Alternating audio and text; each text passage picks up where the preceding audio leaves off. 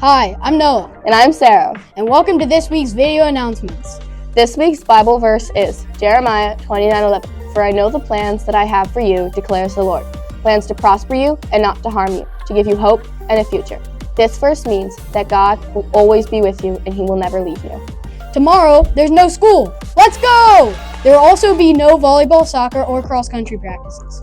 And now to Caleb and Tyler for a Firehawk sports update.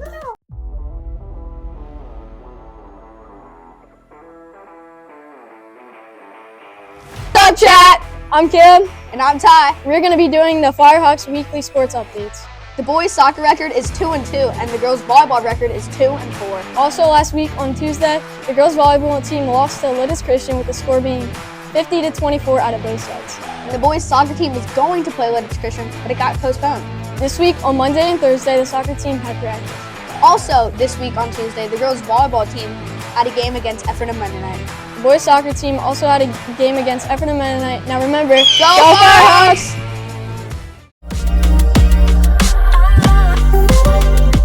Time for next week's weather. On Saturday, it's going to be sunny with a high of 74 degrees. Sunday is going to be cloudy with a high of 73 degrees. On Monday, it's going to be partially sunny with a high of 77 degrees. Tuesday is another cloudy day with a high of 80. Wednesday is going to be the hot one for the week with a high of 81 degrees, and it will be sunny. Thursday is another sunny day with a high of 79. Friday, there is a slight chance of rain, but the high is 75 degrees. Now to you, Nick and Noah. Hi, I'm Noah. Nick. And that's Nick. And this is Lamb's first ever Power Rankings! Stop! It's Catalyst!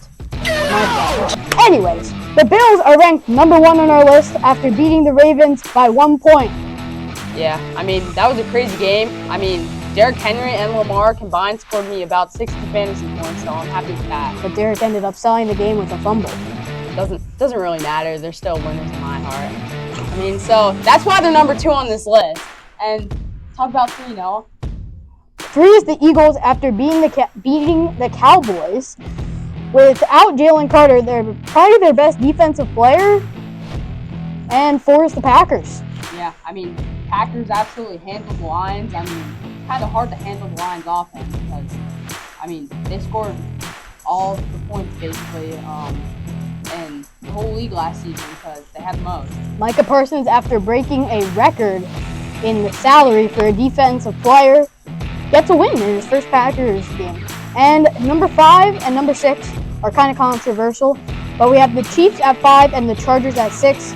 Even though the Chargers did beat the Chiefs were in the Super Bowl last year, so we had to give them a little bit of credit.